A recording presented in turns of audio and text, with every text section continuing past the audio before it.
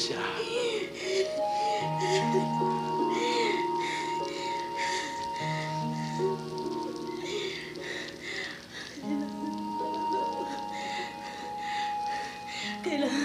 Kailangan tayo ng anak natin, Norman. Basang-basa na siya ng ulan.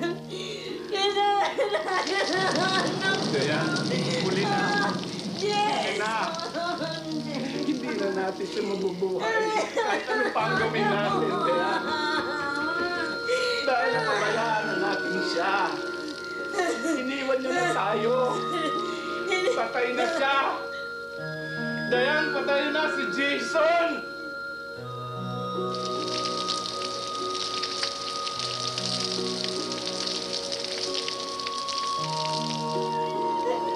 Kung nagsisisi ka, mas maalo mo, masakit ang damdamin mo, yun din ang nararamdaman ko. Yun din ang nararamdaman ko. Kailangan narapin na natin ang katotohanan na hindi na natin may babalik si Jason. Hindi na natin mapapagbayaran ang mga kakulang natin sa kanya. Mahal na mahal ko ang anak ko. Panganay ko siya.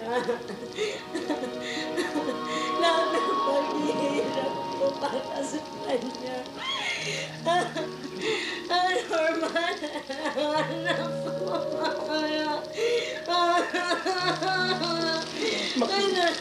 Makinig ka sa akin. Mahal na mahal ko. Makinig ka kaya. Makinig ka sa akin. Kailangan. Patibayin mo. Patibayin mo. Lakasan mo ang loob mo. Tanggapin na natin na wala na siya sa buhay natin. Patahimikin na natin siya. Please. Meron pa tayong isang anak. Nandiyan pa si Martin.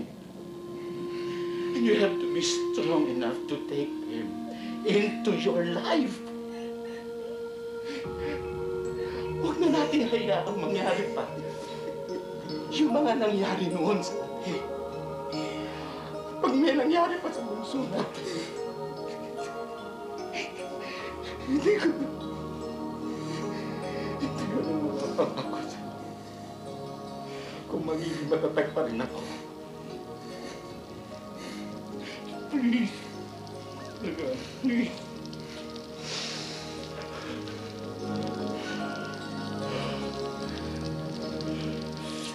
Let go, Jason.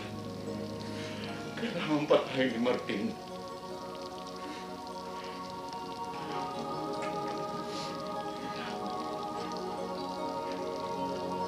Bahalan na natin, Jason.